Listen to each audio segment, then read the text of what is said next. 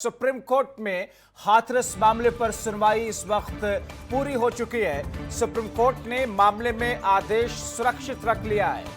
जो सुनवाई आज चल रही थी उस पर आज की सुनवाई पूरी हुई है। आदेश भी सुरक्षित रखा गया है। यूपी सरकार ने कोर्ट में अपना हल्फनामा भी दाखिल कर दिया है। सुप्रीम कोर्ट के आदेश के मुताबिक हल्फनामा ये दाखिल किया गया है यूपी सरकार की तरफ से। पीड़ित परिवार और गवाहों को सुरक्षा दी गई है। कहा यह गया है यूपी सरकार की तरफ से कि पीड़ित परिवार हो या फिर जो गवाह है इस पूरे मामले में उनकी सुरक्षा का खास ख्याल रखा गया है। सभी को सुरक्षा दी गई है। पीड़िता के वकील सीमा कुशवाहा की भी मांग है कि ट्रायल को उत्तर प्रदेश से दिल्ली ट्रांसफर किया जाए। तो सुप्रीम कोर्ट में आज इस पूरे मामले पर एक महत्वपूर्ण सुनवाई चल रही थी, जो कि अब इस वक्त खबर आ रही है कि खत्म हो चुकी है। मगर आज भी उत्तर प्रदेश की योगी सरकार की तरफ से इस पूरे मामले में अपना हल्फनामा दाखिल किया गया, जिसमें योगी सरकार की तरफ से यह कहा गया है कि पीड़िता के परिवार को और गवाहों को सुरक्षा दिए जाने के मामले पर उन तमाम चीजों को सुनिश्चित किया गया है जिससे पूरे तौर पर सुरक्षित रह सके, जिसमें सीसीटीवी कैमरे से लेकर के उस परिवार के हर सदस्य के साथ में उनके लिए सुरक्षा के बेहतर इंतजाम हैं। घर के आसपास में कड़ी सुरक्षा की गई है। गवाहों के साथ भी कुछ इसी तरीके से सुरक्षा की व्यवस्था की गई है। हमारे सहयोगी भावना अरोड़ा हमारे साथ फोनलाइन के जरिए सुप्रीम कोर्ट से जुड़ रही है। भावना, आज की सुनवाई पूरी, फैसला सुरक्षित, क्या कुछ रहा इस सुनवाई में? बिल्कुल, यहाँ पर मैं आपको बताना चाहूंगी पूरी सिलसिलेवार तरीके से कि कैसे कैसे और क्या क्या जो है स्थिति बनी यहाँ पर। तो जब्बार, दरअसल पीड़ित की जो वकील है सीमा कुशवाहा, उन्होंने साफ तौर पे कहा है कि मामले को ट्रायल कोर्ट में से लाकर उत्तर प्रदेश से सीधा दिल्ली ट्रांसफर कर देना चाहिए। और वहीं जो है उन्होंने ये भी कहा कि सीबीआई जांच की जो निगरानी है इसे जो है कोर्ट करे। उत्तर प्रदेश सरकार ने ये बात कही है, उसमें हमें कोई भी आपत्ति नहीं है। उत्तर प्रदेश सरकार की तरफ से सॉलिसिटर जनरल तुषार मेहता पेश हुए थे, उन्होंने ये बात कही है। और ऐसे में जो है तुषार मेहता ने इस बात का भी जिक्र किया कि पिता माता का नाम सार्वजनिक किया जा रहा है, ये पूरी तरीके से गलत है, इसे ऐसा नहीं किया जाना चाहिए। और सुप्रीम कोर्ट से आरोपियों के वकीलों ने उनका पक्ष सुने जाने की मांग भी की। और साथ ही साथ जो है सीजीआई ने ये भी कहा कि हम किसी भी आवेदक को इस मामले में नहीं सुनेंगे, आवेदक हाई कोर्ट जाए।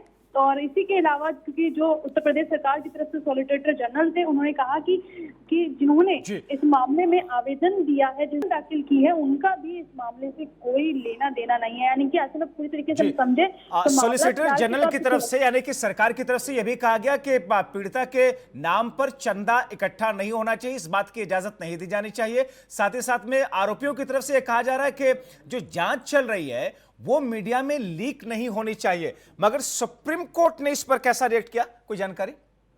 बिल्कुल, आपको बताना चाहूंगी कि फिलहाल जो है सुप्रीम कोर्ट ने कहा है कि आरोपी हाई कोर्ट में अपनी मांग रखी, वहीं उनका जुडिक्शन भी होगा। और इसी के साथ उन्होंने इस बात को भी जिक्र किया कि मामला क्योंकि हाई कोर्ट का था, तो ऐसे में जो मामला है वो हाई कोर्ट में वापस जो है वहीं से हाई कोर्ट में देखरेख होनी चाहिए। और इसके अलावा अगर जरूरत पड़ेगी तो सुप्रीम कोर्ट भी इस मामले में जरूर अपना दखल देगा। जी भावना, सुप्रीम कोर्ट में पीड़िता के परिवार की तरफ से ये बात भी रखी गई है कि केंद्रीय एजेंसियों की सुरक्षा मुहैया कराई जाए, यानी कि जो सुरक्षा भी दी गई है वो उत्तर प्रदेश सरकार की तरफ से उत्तर प्रदेश की पुलिस की सुरक्षा है, केंद्रीय एजेंसी की सुरक्षा की मांग की गई है।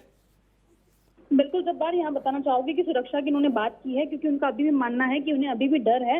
ऐसे में जो है कोर्ट से मांग तो की है, लेकिन फिलहाल के तौर पे जो है उत्तर प्रदेश सरकार ने बताया है कि हमने जो है अपनी तरफ से पूरी जो है सुरक्षा दी है। तुषार मेहता ने ये कहा है।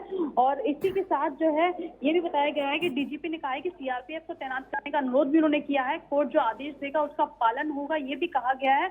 और वहीं किसी भी तरीके से पुलिस के विरोध में इसे नहीं देखा जाना चाहिए, इस बात का भी इसमें जिक्र किया गया है। और वहीं उत्तर प्रदेश सरकार की तरफ से तुषार मेहता ने कहा है कि सीआरपीएफ की मामले में अभी तक किसी भी तरीके की जरूरत नहीं पड़ी है, लेकिन अगर मामले की जिस तरीके से पूरा सिनेरियो चला है तो ऐसे में जरूरत पड़ेगी तो दिया भी जा सकता है। और लेकिन फिलहाल के तौर पर जो सुनवाई है वो पूरी हो चुकी है, मामले को भी सुरक्षित रखा गया है। आज की सुनवाई पूरी हो गई और खबरें ऐसी भी हैं कि फैसला सुरक्षित रख लिया गया है।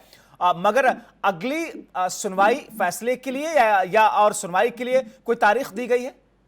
फिलहाल अभी इस तरीके की कोई भी जो जानकारी है जबार सार्वजनिक नहीं की गई है। अभी सिर्फ इतना ही कहा गया है जैसे ही पूरी बेंच उठी कि अभी जो मामला है वो सुरक्षित रख लिया गया है और ऐसे में अभी जो है आगे बताया जाएगा, लेकिन थोड़ा सा इंतजार करना पड़ेगा। जैसे ही हमारे पास अपडेट आएगी जल्द ही अपडेट आपके साथ साझा की भावना, जाएगी। आपकी बात हुई होगी दोनों पक्षों की तरफ से, जो आरोपी के पक्ष है उनके वकील या पीड़िता के पक्ष के वकील या फिर सरकार की तरफ से, क्या कहना उन लोगों का है कि क्या अब उत्तर प्रदेश की सरकार या आरोपी पक्ष हाईकोर्ट जाएंगे इस मामले को लेकर के, जिसपे सुप्रीम कोर्ट ने कहा कि आपको अपनी बात हाईकोर्ट में रखनी चाहिए?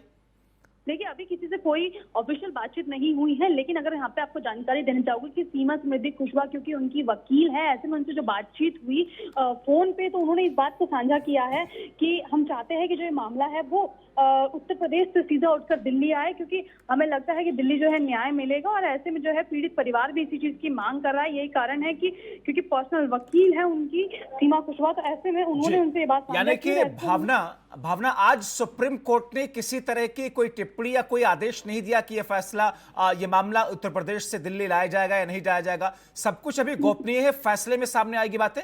लेकिन इस बात पे जरूर जिक्र जो है जब्बार सुप्रीम कोर्ट ने कर दिया है कि मैटर जो है वो हाई कोर्ट में चले और जब दखल की जरूरत होगी तो सुप्रीम कोर्ट इसमें दखल जरूर देगा। लेकिन फिलहाल के तौर पे जो है अभी इस पे पूरी बात जो है वो सुरक्षित रख ली गई है, अभी कोई टीका टिप्पणी नहीं की गई है।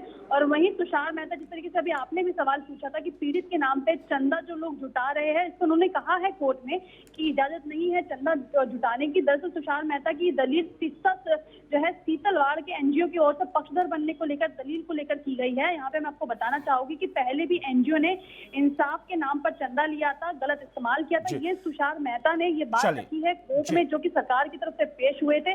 और ये अब उस पर सुप्रीम कोर्ट का रुख क्या होगा, आगे बातें साफ होंगी। बहुत शुक्रिया भावना अरोड़ा इन तमाम जानकारी के लिए।